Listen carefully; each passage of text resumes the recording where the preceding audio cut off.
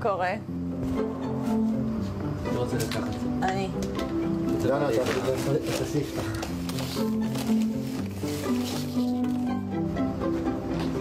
תברכי משהו. אמן.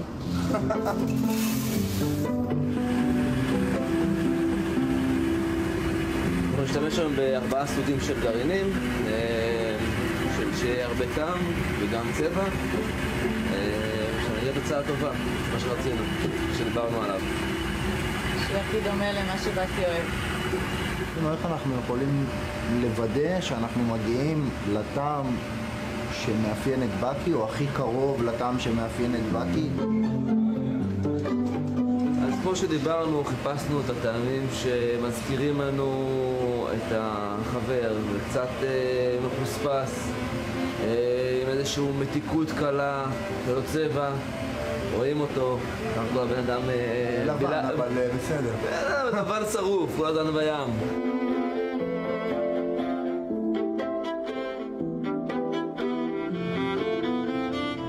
זה ממש מרגש.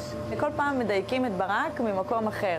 פעם זה בחתירה של המים, ופעם זה בעבודה, ועכשיו בבירה, כאילו מה שאמרת זה מחוספס ועם החיוך והדמוני, אולי כזה דמוני, אבל לא היה, אפשר היה להגיד שיש לו גנים ג'ינג'ים, אבל רגשת. יש כל כך הרבה דרכים להנציח את מי שאינם, אבל זו שונה מכולן. דנה, זאת הנצחה מאוד לא שגרתית. נכון. נכון, אנחנו... אנשים לא שגרתיים. אנחנו אנשים לא שגרתיים, אבל לאורך כל השנה הזאת אנחנו מחפשים כמה שהכרתי את ברק 14 שנים. ברק אהב בירה. מהפעם הראשונה שאני לא אהבתי בירה בכלל בהתחלה, לא הייתי מסוגלת לשתות בירה, זה היה ממני והלאה, וברק תמיד שתה בירה. ואחרי אימון הוא היה שותה בירה, כי הוא טען זה נכון לספורטאים אחרי אימון לשתות בירה, אחרי תחרויות או שותים בירה, ובירה זה ישר התקשר לי עם ברק. אם הבירה הזאת תגרום לאנשים ככה לשבת בערב שמח, ובקי יהיה גם בערב השמח בפנים, אז הצלחנו.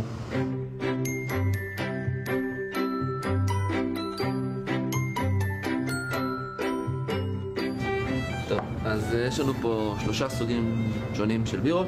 לפי מה שסיפרתם לי, ברק, הבירה שתתאים במיוחד בשבילכם, איפשהו בין שתי אלה, עם עדינות, עם טיפה מתיקות קרמליות.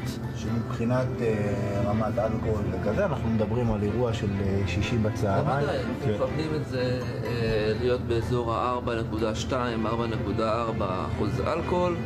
חיים. נשית החזקה ביותר, לאו. חיים לא החזקתי בירה. חיים.